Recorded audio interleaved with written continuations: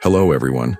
Before we start, make sure to like and subscribe to the channel and leave a comment with where you're from and what time you're watching. That way, YouTube will keep showing you stories just like this one. Now, let's begin. I was never someone who scared easily. Years of working late-night shifts as a delivery driver had taught me how to navigate risks.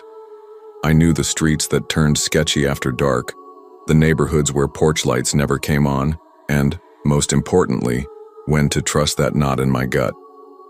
But that night was different. It's the one I still can't shake. It was a little past 11 p.m., and I was out on a routine drop. Just a turkey sandwich with fries. Nothing fancy. The streets were unusually quiet, blanketed in that eerie stillness that only comes in the dead of night.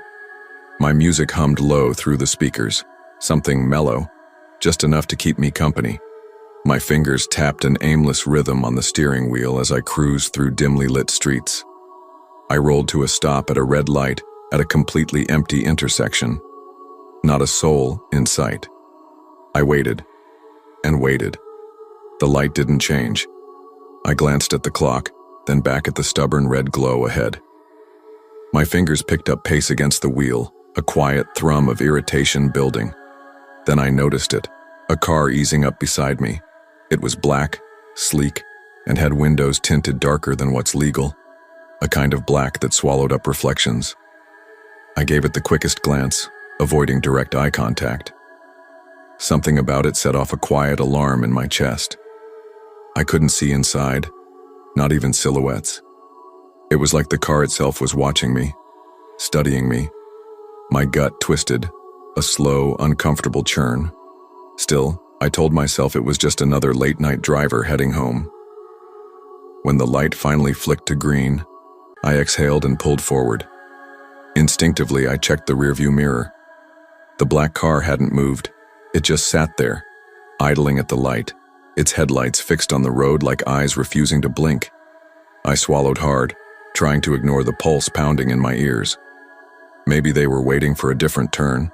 Maybe they were lost. I tried to believe that as I followed the GPS toward the delivery address. The route led me to a quiet cul-de-sac filled with recently built homes. They were spotless, carbon copies of each other, modern, neat, perfect. But it didn't feel right. Every house on the street was dark. Not one light in a window, not a flicker from a TV. It was like someone had hit pause on the entire neighborhood. I checked the address again as I pulled up to the second-to-last house. It matched. I shifted into park, grabbed the bag from the passenger seat, and stepped out. The night air was still, thick with the kind of silence that pressed on your ears. As I walked up the driveway, I found myself glancing over my shoulder more than once. That uneasy feeling hadn't left. It had grown legs and wrapped itself around my spine. I knocked. The door creaked open with my touch, like it had been left just barely closed. That was the first real red flag. "Hello?" I called out. "Sandwich delivery." No response. No sound at all. I pushed the door open a little farther and leaned in. The hallway inside was empty, completely bare.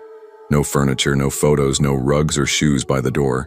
Just stark white walls and a thin film of dust coating the floor, like no one had walked there in weeks. My pulse sped up. Something was definitely off. I stepped back out onto the porch, heart thudding, eyes scanning the silent row of houses, and then I realized I hadn't heard that black car drive off. When I saw it, my heart stopped. The black car was there, parked a few houses down, sitting silently like it had always belonged. It hadn't been there when I pulled in. I was sure of it. Its headlights were off, but I recognized those pitch-black tinted windows right away. My breath caught in my throat. Every instinct screamed. I spun on my heel and started walking fast, almost running, back to my car. My fingers trembled as I reached for the driver's side door handle. That's when I caught it. Movement in the reflection of the window.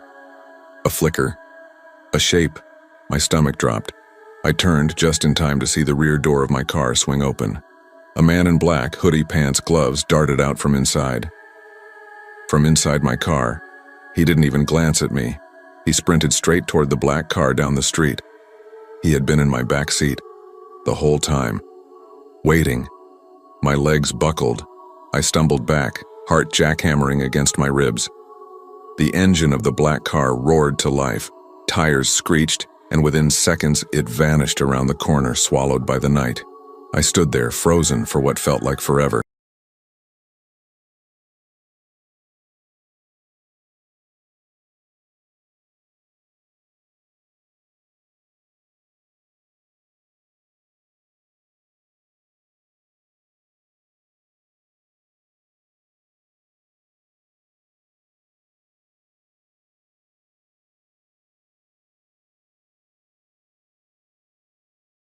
Week. Delivery drivers, lured to fake addresses. Someone was using the emptiness of the neighborhood to their advantage, waiting for victims to return to their cars.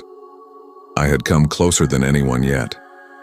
I don't know what he planned to do, and I never want to know.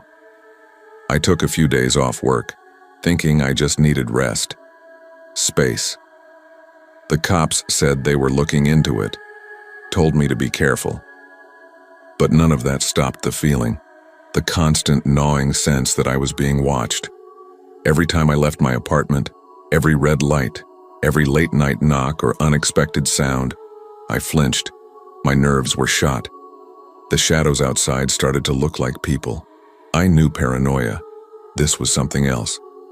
Then one night, about a week later, it happened again. It was around 1 a.m. I was home, alone, mindlessly scrolling through my phone, trying to drown out the anxiety with anything mindless. And then, I heard it. A faint rustling. Outside. I froze.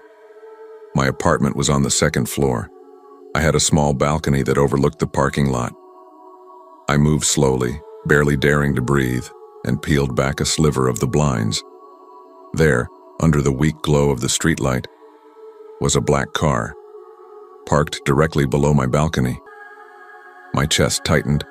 I stepped back like I'd been punched, air catching in my throat. My phone was in my hand, and for a second I hovered over the emergency dial but didn't press. What if it was nothing? What if it was just a car? But deep down, I knew. It was him.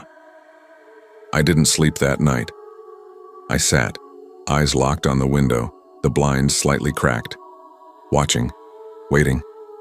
Morning came. The car was gone, but the fear had sunk in like rot. I filed another police report. Same story, same dead end.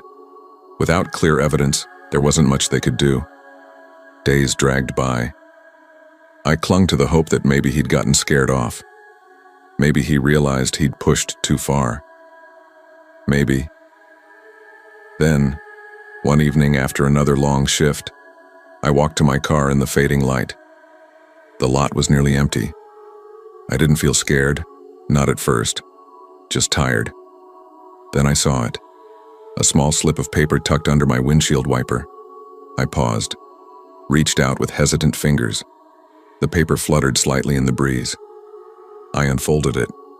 One word.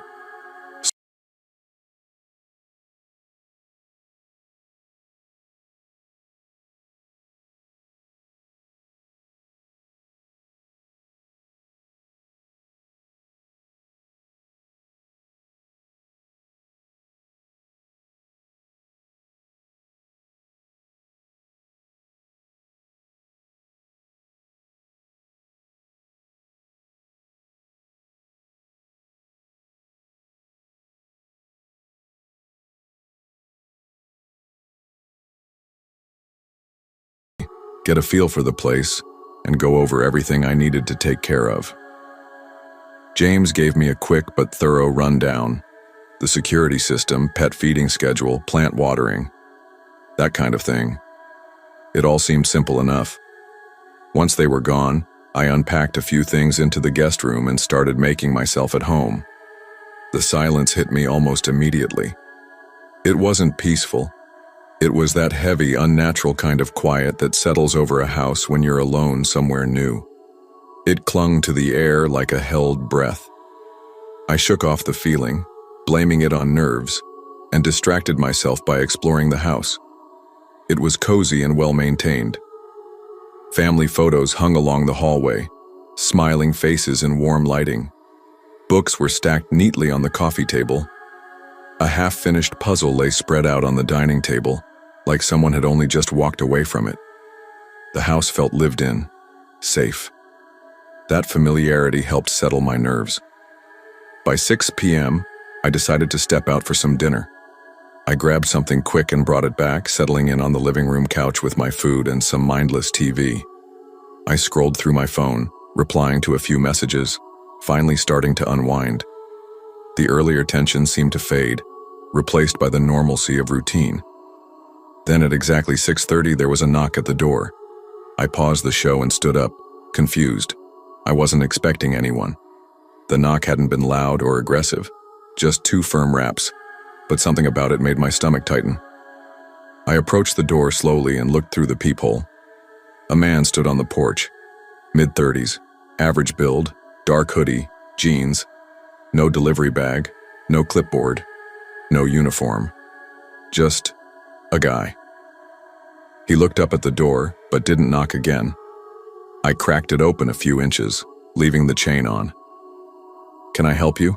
I asked, keeping my tone neutral. He looked momentarily caught off guard, like he hadn't expected anyone to answer. Then he recovered quickly, flashing a tight smile. "Is James home?" he asked casually. His voice was calm, friendly even, but it felt off somehow, like he was reading from a script. I blinked. "No, he's out of town. Can I take a message?" He hesitated. His mouth opened slightly, like he was going to say something else, but then he just shook his head. "Nah, that's okay. I'll come back later." Without another word, he turned and walked back down the driveway, disappearing into the street. I stood there for a moment longer, door still half closed, trying to process what had just happened. There was nothing overtly threatening about him, but something about the way he looked at the house. It left me uneasy. I closed the door, locked it, then sent James a quick text. "Hey, some guy came by asking for you. I told him you weren't home." He didn't leave a name or message. James called me almost immediately. What did he look like? His voice was tight. Mid-30s, dark hoodie, jeans. Definitely not a delivery guy or anything. He just asked for you and left when I said you weren't here. There was a pause on the other end of the line. "That's weird," James said finally. "I have no idea who that could be. Keep the doors locked, okay?" "Yeah, of course." I checked the lock again, twice, after hanging up. Still, that uneasy feeling didn't quite go away. I tried to tell myself it was nothing, just a random visitor or mistaken address. The rest of the evening passed quietly. I fed the fish, watered the plants, and made one last round to check that all the windows and doors were secure. Around 9 p.m., I grabbed a blanket and set up on the couch for the night. Just as I was laying the blanket across my legs, another knock came at the door. I froze. It was softer this time. 3 slow knocks. I stood up slowly, heart hammering in my chest. My mouth had gone dry. This time I didn't look through the peephole. This time I didn't even look through the peephole. I just called out, voice unsteady. "Who is it?" Silence. I swallowed hard. "Hey, can you come back another day? It's late." Still nothing, but I felt him there. Somehow. The weight of his presence pressed against the other side of the door like gravity. My heart beat in my ears as I stood frozen, waiting. Then, after what felt like an eternity, I heard slow, deliberate footsteps backing away from the porch. No rush, just calm, retreating steps that made the hairs on the back of my neck rise. A cold chill swept through me as I finally leaned toward the door and peered through the peephole. The porch was empty. No sign of him, but everything in my body screamed that something was wrong. I triple-checked the lock, physically turned it back and forth, then switched off all the lights in the house except for the one in the hallway. I hoped it would give the impression that someone else was still awake, that I wasn't alone. I sat on the couch, scrolling through my phone, every light flicker or creak of wood making me flinch. I kept the curtain cracked just enough to see the driveway. Every few minutes, my eyes flicked up from the screen. Nothing. The minutes stretched into hours. Eventually, exhaustion won. My eyelids were heavy, my grip on my phone loosening. But before turning in, I forced myself to check outside one last time. I gently parted the curtain. The street was empty. Wind rustled the trees. Nothing seemed out of place. Relieved, I got up to brush my teeth and take a quick shower. I didn't want to leave the house unwatched for too long, so I made it fast. By the time I stepped out of the bathroom, towel around my shoulders, not even 10 minutes had passed. The house was quiet again. Still. Too still. I reached for the hallway light and turned it off, but then I hesitated. Something felt off. I couldn't explain it. A subtle shift in atmosphere, like a static charge in the air. I turned back and walked toward the front window, pushing the curtain aside again. The street remained empty. Nothing had changed. Until I looked at the front door. The lock. It was turned sideways. I froze, breath catching in my throat. A jolt of adrenaline coursed through me. I stared, unblinking. I knew I'd locked it. I remembered the metallic click when I turned it earlier. I'd even tested the handle. Panic set in. My thoughts scrambled. Had I imagined it? No. I hadn't. I was sure of it. I turned and hurried toward the couch, reaching for my phone to call James or the police, but the end table was empty. My phone was gone. The realization hit me like a punch to the chest. I hadn't moved it. I hadn't touched it. My mouth went dry as I scanned the room. I didn't think. I just grabbed my keys from the side table, flung open the door, and bolted to my car. My hands were shaking so badly I almost dropped them trying to press the emergency button on the fob. The car lights blinked as I climbed inside, locked the doors, and pulled out of the driveway, not stopping until I was several blocks away. I parked on the shoulder, still trembling, and called 911. The police arrived within 15 minutes and met me at the house. When they went inside to search, they found him. The man from earlier. He was sitting silently in one of the spare bedrooms, in the dark, like he'd been waiting. He didn't speak, didn't move, just sat there.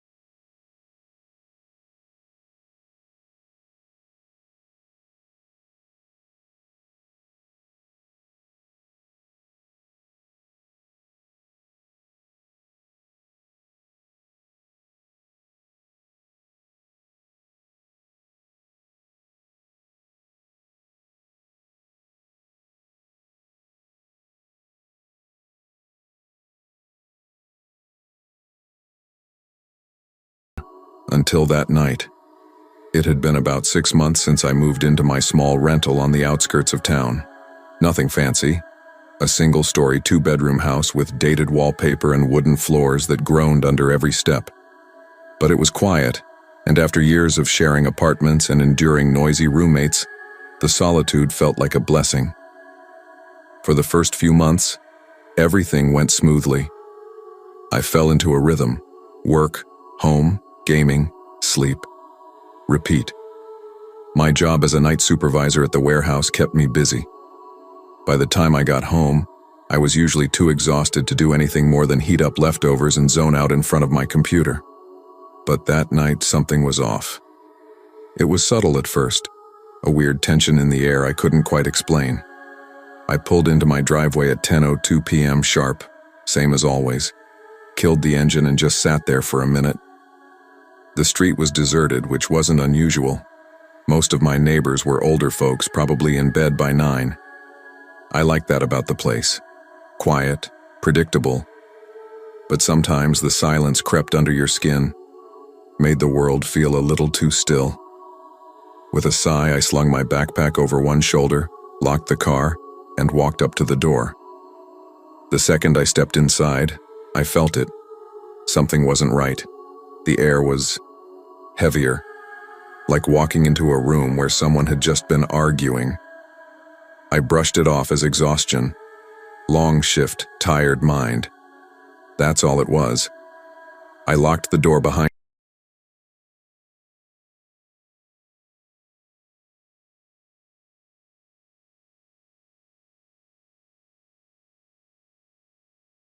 a bottle of water from the fridge and padded into the living room where my gaming setup waited. The soft whir of my PC coming to life was oddly comforting. The glow from the monitor bathed the room in pale blue light. My friends were all offline, either asleep or busy, so it looked like a solo night. I didn't mind. In fact, I preferred it sometimes. Just me and the game, a little escape. Hours passed like nothing. The only sounds were my keyboard clicks and the occasional groan of the old floorboards. Then at exactly 1:37 a.m., I heard it. A knock. Not a series, just one. Sharp. Intentional. I froze mid-keystroke, my fingers still hovering over the keyboard. My headset was on, but the volume was low enough that I'd hear anything unusual. I yanked it off, heart hammering. Silence. Did I imagine it? I stood up slowly, every nerve in my body alert. My eyes locked on the front door. Still closed. Still locked. I crept over and peered through the peephole. Nothing. The porch light bathed the front step in yellow glow. The street was empty. No cars, no figures, no motion. I scanned the shadows twice, then a third time. Maybe it was just the house settling, I told myself. Old wood creaks, pipes groan. That's normal. Still, I locked the door again and checked it twice, the way you do when you're trying to convince yourself everything's fine. Back at my desk, I laughed nervously to myself and slid the headset back on. Paranoid idiot, I muttered. 30 minutes later, another sound. A faint metallic click, like a latch being tested. Gently. Slowly. I ripped the headset off so fast it tangled in my hoodie. My chair screeched against the floor as I turned. Nothing. The house was dead quiet. My eyes snapped to the hallway, dark, stretching toward the bathroom and bedrooms like a black tunnel. My pulse was so loud in my ears I almost couldn't hear anything else. I grabbed my phone, its screen casting a pale glow, and started walking. Kitchen, clear. Bathroom, empty. Spare bedroom, untouched, just as I'd left it. Then I turned toward my own bedroom. I hesitated at the bedroom doorway. Everything looked normal. The bed unmade, laundry heaped in the corner just like I'd left it before work. But something about the room felt off. Off in a way that made my skin prickle. Then I saw it. The closet door, just barely ajar. I stared at it. I was sure, absolutely certain, I'd closed it earlier that day. My throat tightened. I took a slow, cautious step into the room, trying to breathe evenly, trying not to let my imagination get the better of me. Crouching, I peeked under the bed. Nothing but dust and a missing sock. "You're being ridiculous," I whispered to myself, my voice barely audible over the sound of my heartbeat. "Just tired.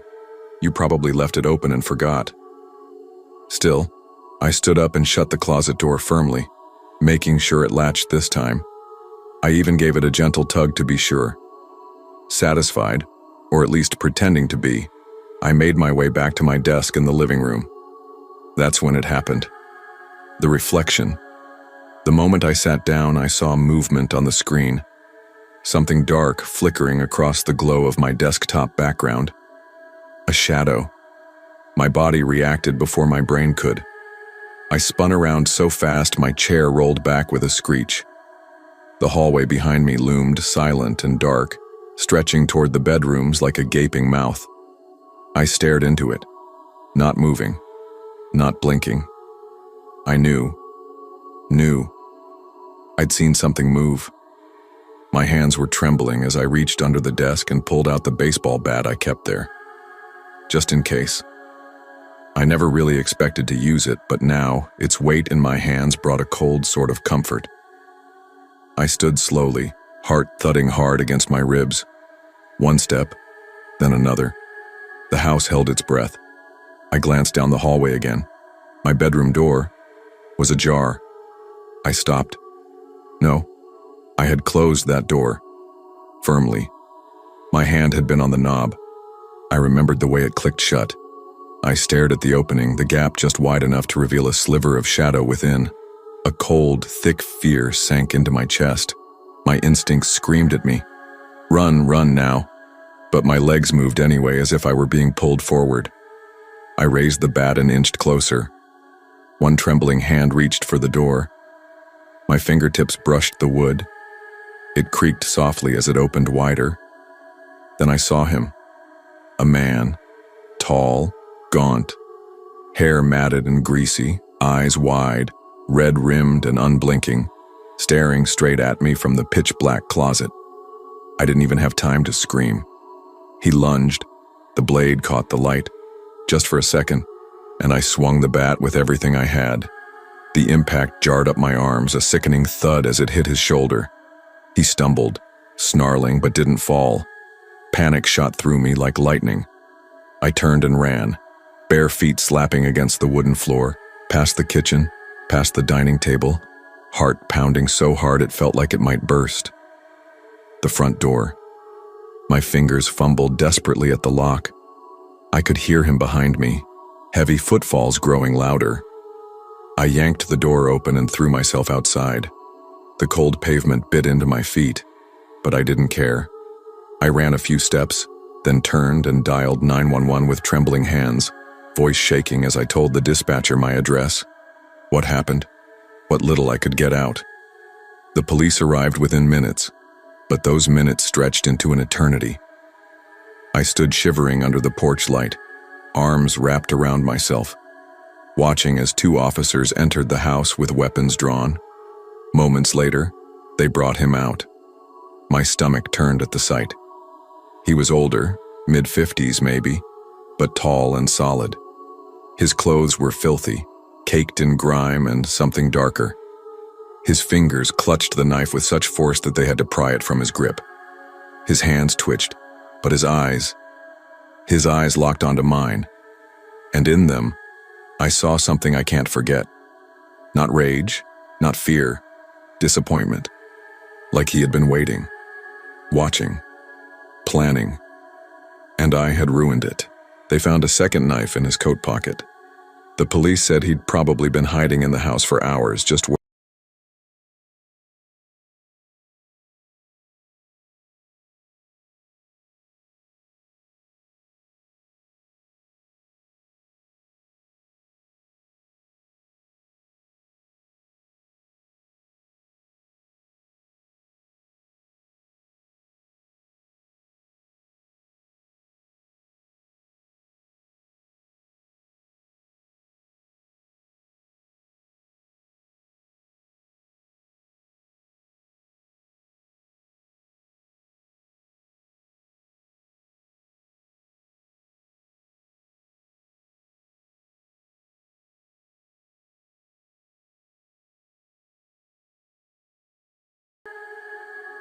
I'd always cherished my solitude. As an entrepreneur, my days were a blur. Meetings, endless emails, back-to-back calls. By the time I shut my laptop each evening, my mind felt like it had been through a 12-round fight. The one thing I looked forward to, craved even, was the stillness of my nights. My home wasn't much by most standards, just a modest two-story in a quiet suburban neighborhood where neighbors smiled politely but kept their distance. It was safe, predictable, mine. That Thursday night had been completely ordinary. I made a simple dinner, grilled chicken and rice, poured myself a glass of wine, and sank into the couch with a tired sigh. The cushions welcomed me like old friends. The house was silent except for the soft hum of the fridge and the low chatter of some forgettable show playing on the TV. My phone lay screen down on the coffee table. I wasn't expecting anything, no emails, no texts, so when it buzzed at midnight I nearly ignored it. But something about the sound, it wasn't the usual ping. It buzzed hard, persistent. I glanced at the screen, a notification from my home security app. Backdoor alarm triggered. I frowned. The system wasn't perfect. More than once, a gust of wind or a raccoon had set it off. Still, my stomach tightened. I opened the app, stared at the alert for a beat, then, almost reflexively, deactivated the alarm. Probably a bird or something, I muttered aloud, forcing a half laugh. Setting my phone back down, I stood and stretched. It was late. Time for bed. But just as I reached the top of the staircase, I froze. A sound. Soft. Dull. A thud. My breath caught. The house was supposed to be empty. I stood perfectly still, heart ticking faster, mind already rationalizing.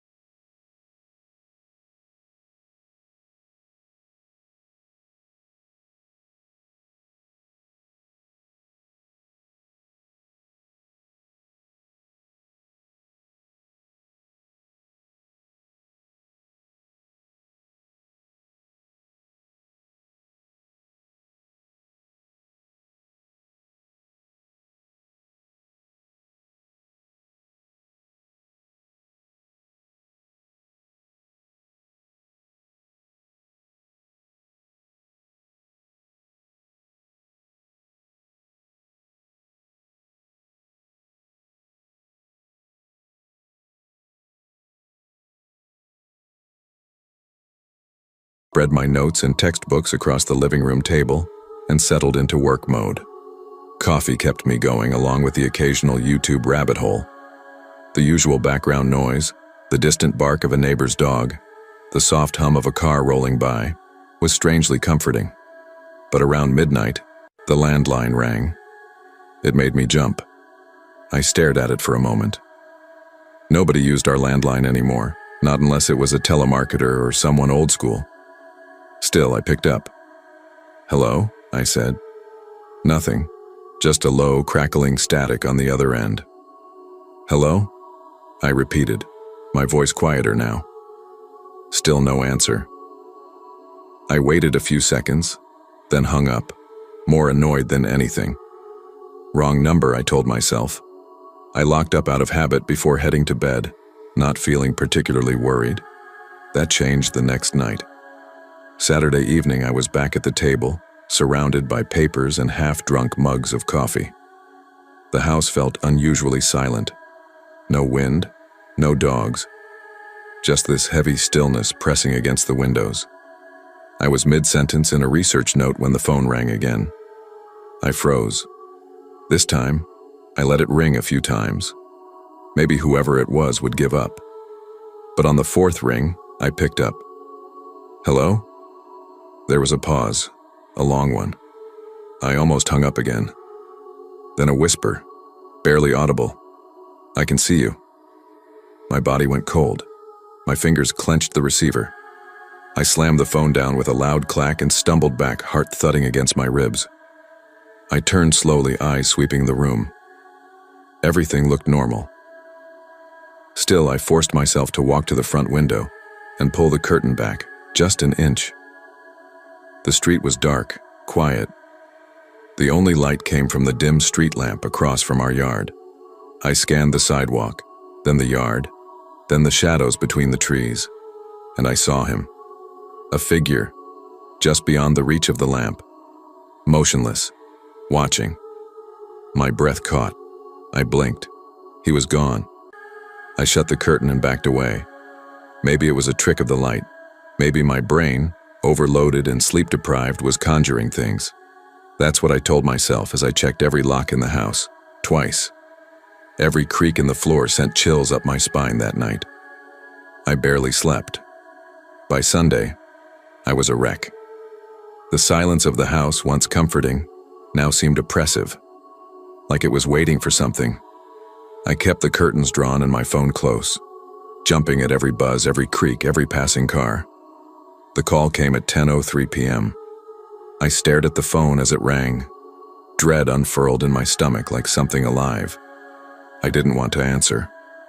I already knew it would be him. But my hand moved on its own. I picked up. "Who is this?" I asked, my voice shaking. I demanded, trying to keep my voice from shaking. "Who is this?" There was a pause. Then the voice came again, low and deliberate. "Check the porch." My blood turned to ice. I stayed rooted in place, heart thudding violently in my chest. After what felt like minutes, I forced myself to inch toward the front door. The hallway felt endless. I reached it and hesitated, staring at the frosted glass. Was that movement? A flicker of something shifting just beyond? With trembling fingers, I dialed 911. The dispatcher stayed calm, asking questions I barely registered. The officers arrived within minutes, their flashing lights cutting through the dark. But the porch was empty. No footprints, no signs of anyone. They swept the area, scanning with flashlights. "Probably just a prank," one of them said, though I caught the flicker of unease in his eyes. He didn't believe that. Not fully. That night, I didn't go back upstairs. I curled up on the couch, a kitchen knife clutched tight in my hand, my back pressed against the wall. Every creak, every tick of the cooling house sent a jolt through me. I didn't sleep. Then came Monday night. It was just past midnight when I saw him again, standing beneath the street lamp across from our house. His posture was different. So were his clothes. Not the same silhouette as before, like he'd changed disguises, testing which one unsettled me more. An hour later, he was back, closer this time. A different jacket, a dark beanie pulled low. He just stood there, still as stone, like he had all the time in the world. The phone rang again. I didn't answer. Let it ring. Over and over. It became a kind of torment, shrill and endless, like it was laughing at me, mocking me.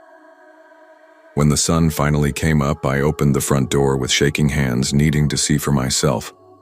That's when I found them. Scattered across the porch, fluttering slightly in the early morning breeze, were photographs. Dozens of them. Photographs of me. Me at the kitchen table. Me on the couch. Me rinsing a glass at the sink. Each shot taken from outside, through windows. Through glass I'd thought was just old, not vulnerable. The angles were intimate, like someone had been watching for a long time. Close. Too close. My fingers were numb as I gathered them up and called the police again. I could barely speak as I handed them the photos. One officer muttered something under his breath and promised to increase patrols. But they said the same thing again. Without a clear suspect, there wasn't much they could do. That was the last night I ever stayed in that house alone. My parents came home the next day. They were horrified. Immediately, they installed new locks, motion sensors, cameras, anything they could think of to make the place safer. But it didn't matter, because whatever that feeling was, that crawling sense of being watched, it never left. He didn't just want to scare me, he wanted me to know.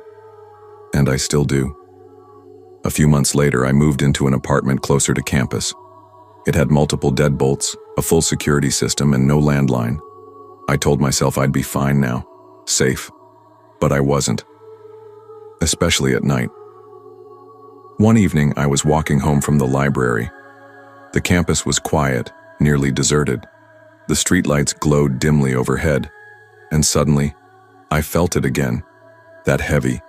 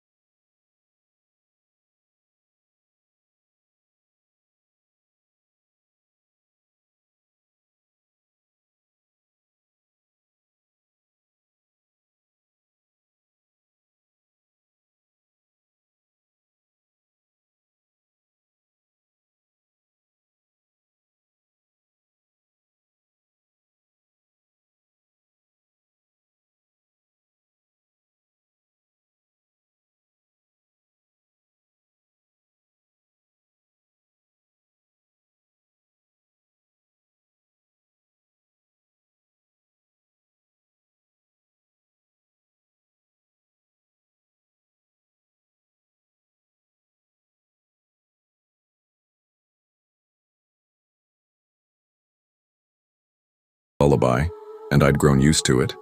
I felt safe. At least I used to. That particular night in October, everything felt just a bit off. I'd closed up later than usual. Friday rush had been relentless. The bar had been packed shoulder to shoulder, the air thick with sweat and booze. I'd spent hours pouring drinks, cracking jokes with regulars, wiping down the bar in the fleeting quiet between orders. When I finally stepped out the back door and into the alley behind the bar, it was close to 3:00 a.m. The air hit me like a splash of cold water, sharp and damp, carrying the scent of wet asphalt and lingering cigarette smoke from the clusters of smokers still loitering outside the bars. My boots clacked softly against the pavement as I made my way down the empty sidewalk. My breath curled in front of me in faint wisps. The city had settled into that eerie calm it takes on just before sunrise. It was quiet, peaceful, comforting. I turned the corner that led toward my apartment building. The alley next to the used bookstore looked the same as it always did, dark, narrow, and forgotten. The metal sign above the door creaked in the breeze like it always did. But something else was there, something new. Just beneath the flickering halo of a street lamp, something white caught my eye. I slowed. There, lying perfectly still on the sidewalk, was a clown mask, cheap plastic, the kind you'd find hanging in the seasonal aisle of a dollar store. Its eyes were gaping black voids, and the painted smile stretched far too wide, frozen in a grotesque grin. It looked almost deliberate, placed, not just tossed aside, but positioned under that lamp like it was waiting to be found. A shiver crept up my spine. Halloween, I muttered under my breath, trying to make sense of it. Probably just someone on their way to a party. Still, I didn't like the way it looked. Too still, too clean, the grin too wide. I shook my head and kept walking, but the image of that mask clung to me like smoke. The next night, I left work dragging my feet, the exhaustion from another long shift weighing me down. I was already fantasizing about collapsing onto my couch when I turned the corner onto my street and stopped cold. Across the street, under that same flickering street lamp, someone stood. Someone wearing that exact same clown mask. They weren't moving, just standing there, facing my building, motionless. The mask's white surface glowed under the streetlight, the black eye sockets locked onto something above me.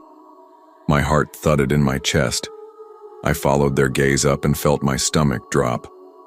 They were staring directly into my apartment. The light was still on in my living room. I froze. My brain scrambled for explanations. A prank. It has to be a prank. Someone messing around. Maybe filming for TikTok or some dumb YouTube channel. Costumes, Halloween, it's probably nothing. But the longer I stood there, the more wrong it felt. They didn't move, not a twitch, not a turn of the head. Just standing, watching. I swallowed hard and told myself they weren't looking at me. Maybe a neighbor, maybe no one at all, just coincidence. But deep down, I didn't believe that. I bolted across the street, fumbled with my keys, and slipped inside. The door slammed shut behind me and I locked it with shaking hands. Then I yanked the blinds closed, heart hammering in my ears, trying to pretend I didn't still feel eyes on me. But even in the dark, with the door locked and deadbolted, I couldn't stop myself from glancing toward the window, just to make sure they were really gone. And sure enough, the street was empty. Still, that feeling didn't leave. That cold, crawling sensation of being watched, like the air itself was holding its breath, waiting. It didn't stop there. Night after night, they came back. It wasn't a one-off. I kept hoping it was just a weird Halloween prank, some local creep trying to get a rise out of people. But deep down, I knew better. The next few days blurred into a mess of long shifts and mounting exhaustion. But every night as I turned onto my street, there they were, standing silently beneath that same flickering street lamp. The clown mask glowing white in the dark, eyes empty, fixed on my apartment. I tried to write it off, told myself, people do strange things this time of year, costumes, parties, drunk stunts. But I didn't believe it, not anymore.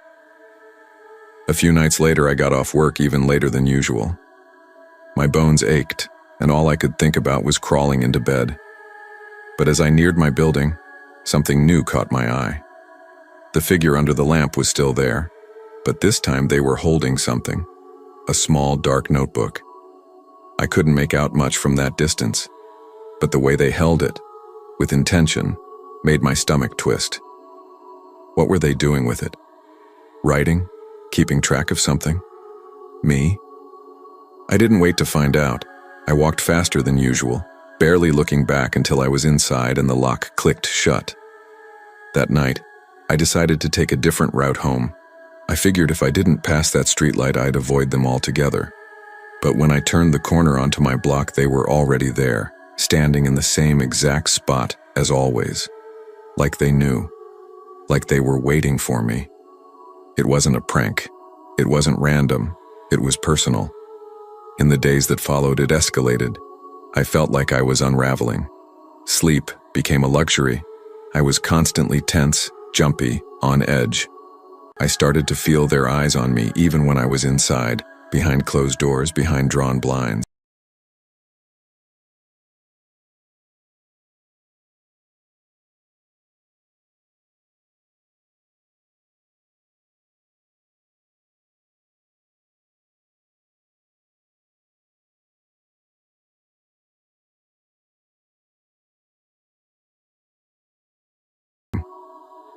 Then came the night I'll never forget.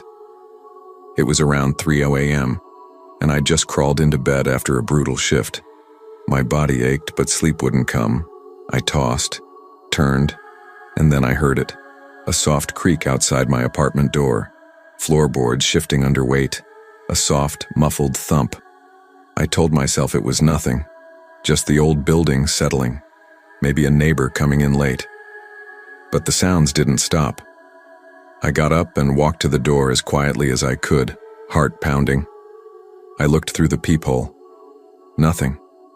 Just the dimly lit hallway. Silent. Empty. I let out a shaky breath and turned to go back to bed. Knock. A slow, deliberate knock echoed through the apartment. I froze. It wasn't loud. It wasn't hurried. It was methodical, like someone wanted me to hear it. Like they wanted me to listen. I felt the blood drain from my face. My phone was on the kitchen counter, just a few feet away, but it felt like miles. My hands trembled as I grabbed it, fingers barely working as I dialed. 911, what's your emergency? The voice on the other end asked. I barely found my voice. There's someone outside my apartment, I whispered. I think it's the same person who's been following me. They're knocking on my door. The dispatcher spoke calmly, trying to keep me grounded. Stay on the line. Officers are on their way. I stood there, clutching the phone, holding my breath. The knocking had stopped, but the silence that followed was worse, heavier, oppressive. I strained to hear anything, any sign of movement, but all I could hear was my own heartbeat thudding in my ears. When the police finally arrived, they searched the hallway. It was empty. The figure was gone. But then one of the officers called me over, his brow furrowed. Sitting just outside my door was a small black bag. They didn't open it.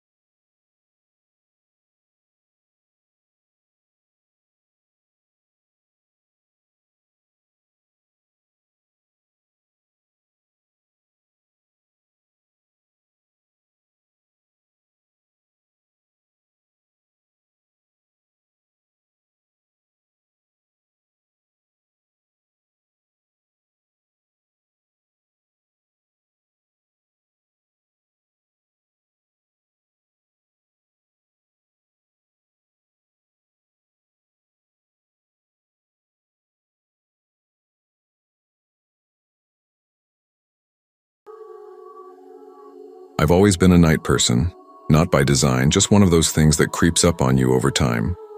You start picking up late shifts, juggling odd jobs, and before you know it, you're more familiar with the 3 a.m. silence than a sunny afternoon. That's how I wound up as the graveyard shift host at a small-town radio station, the kind of place where everyone says hello at the grocery store, but no one really knows anyone beyond that. The studio was tucked away on the edge of town in a half-dead industrial park, the kind of spot you'd miss unless you knew exactly where to turn. It looked like it hadn't been updated since the 90s, flickering neon signage buzzing faintly outside, dusty glass windows smeared with fingerprints and time. Inside wasn't much better. The carpet was threadbare, stained in spots from God knows what, and the walls had taken on that yellowish tinge that comes with too many years of cigarette smoke and fluorescent light. Speaking of which, the lights above gave off a low, constant hum, like the whole building was sighing in its sleep. My show ran from midnight to 3 a.m., the loneliest hours, really. It was a strange gig, but I'd grown to love it. My only companions were the music I queued up, the rare soul brave enough to call in, and occasionally a half-asleep delivery guy bringing me black coffee and stale pastries. There was something oddly comforting about the stillness, even when the rain tapped on the windows or the wind scraped across the walls like fingernails. It could feel isolating at times, sure, but there was power in it too. I was the voice in the dark, a thread connecting night owls and insomniacs, the guy filling the silence when the world had gone quiet. That night started like any other. The sky was overcast, a lazy drizzle casting everything in a hazy gray. I pulled into the parking lot around 11, cracked open my energy drink as I walked inside. The building was silent, save for the distant rumble of some old HVAC unit. I slid into my chair, headset in place, and went through the motions. Loaded up tracks, tested the mic, adjusted the levels. Right on the dot at midnight, I cued the first song and let my voice drift into the ether. Good evening, night dwellers. You're tuned into KTSR with your host, Danny, keeping you company through the witching hours. The usual, banter, a few weather jokes, a random story or two. It was familiar, a little weird, but comforting. The phone lines stayed quiet. They often did. Then, at 12:30 a.m., the first call came in. I blinked, surprised. It had been over a week since anyone dialed in. I leaned in, tapping the line open. KTSR, you're live on air, I said, smoothing my voice into its usual relaxed tone. Static. Not unheard of. Signals could get weird at night, especially this far out. I turned to dial, leaned closer. Hello? Can you hear me? More static. Then something else. A whisper, thin as thread, brushed through the noise. It was so faint I nearly missed it. Hello? I said again, frowning, inching toward the mic. I could feel the hair on the back of my neck rise, as though my body heard something I didn't quite register yet. The whisper came again, low and breathy, impossible to understand. Just noise, barely above the static. My fingers tightened around the edge of the desk. Who's this? I asked, forcing calm into my voice, though my heart had started ticking faster. Can you say that again? Silence. Then the line cut out with a soft click. I sat there for a second, listening to the dead hum of the line. Then I laughed it off, maybe a little too loud. Probably just a crossed signal or someone messing around. Wouldn't be the first time a bored kid tried to creep me out. I hung up, shook it off, and turned back to the playlist. But then, 20 minutes later, the phone rang again. I hesitated before answering the phone this time. Something in my gut twisted, warning me that something wasn't right. I forced a smile. It was habit by now, and pressed the button. You're on the air, I said, trying to keep my tone light, casual. But there was a tightness in my chest that hadn't been there before. Static, but not like before. There was something else buried underneath it. A low, rhythmic whisper, so faint I thought it might be a trick of my tired mind. I leaned in, the receiver pressed tighter to my ear. Hello? If you're trying to reach us, you might need to adjust your phone, I said, injecting a little humor into my voice, hoping to break the tension. But the whisper didn't fade. It grew louder, still unintelligible, but there was a rhythm to it, deliberate, chilling, like someone was reciting something, not just noise, not an accident. The muscles in my back tensed. I sat back slowly in my chair, every nerve in my body on edge. The whispering built to a murmur that felt too close, like it wasn't coming from the phone but from the room itself. And then, just like before, the line clicked off. Silence. I stared at the phone, my mind racing. That wasn't a prank. That wasn't just a bad connection. There was an intent behind it, something personal. My fingers rubbed at my eyes as if I could scrub away the unease, but it lingered, crawling beneath my skin. At 1:14 a.m., the third call came. I didn't want to answer. Everything inside me said to let it ring. But there was something magnetic about it, like being pulled into a current I couldn't resist. My hand moved on its own. "You're live," I said, my voice tighter this time, just barely hiding the tremor. More static, but this time it cleared. A whisper, soft but unmistakable. "Matt." I froze. The voice spoke again, softer, slower, almost intimate. "You dropped your pen." Every muscle in my body locked. I turned my head, heart pounding, and there, on the floor, just beneath the desk, was the pen I'd dropped earlier. I hadn't even noticed it fall. My breath hitched. My heart thudded against my ribs like it was trying to escape. The room felt colder, smaller, like the walls were creeping in. No one was in the studio with me. I hadn't said anything about the pen on air. No cameras, no windows, no way they could have known. I stared at the phone in my hand, suddenly aware of how tightly I was gripping it. My fingers were shaking as I placed it back on the hook. I needed air. I grabbed my coat, moved toward the door. Just a few minutes outside, I thought. Just enough to clear my head. But just as I reached for the handle, the phone rang again. I froze. No, not this time. I ignored it. But it kept ringing, again and again, until the sound filled the whole room, bouncing off the walls, louder, more urgent. Then a voice, not through the phone, from nowhere and everywhere. "Look outside." The words crawled under my skin like ice. I didn't want to. Every instinct screamed not to, but I had to. I picked up the flashlight from my desk and crept toward the front of the building, my footsteps muffled by the thin carpet. My heart pounded in my ears, each beat loud and uneven. The front windows were fogged from the rain, hazy with condensation. But just beyond the glass, there, a figure stood motionless. They wore a dark hooded jacket, face hidden in shadow, but I could see their posture, calm, steady, as if they were waiting for something. One hand was raised to their ear. They were on the phone. And then, the lobby phone rang. My stomach dropped. I stumbled back, breath catching in my throat. I turned and ran, back down the hallway, back to the studio.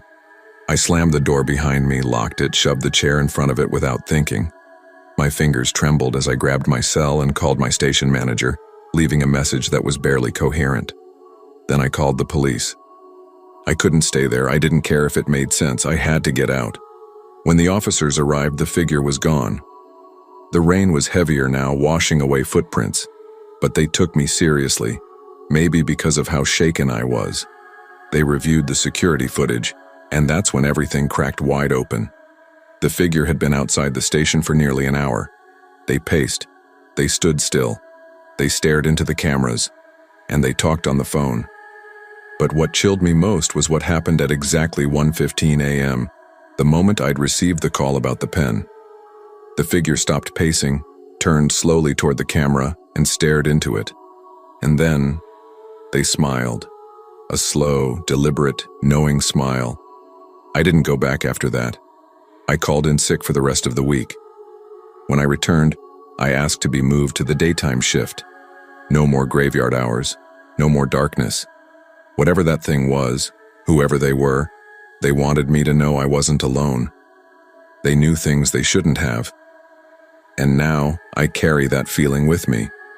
Every time I step into a dark room, every time I hear a phone ring after hours, I don't do overnights anymore.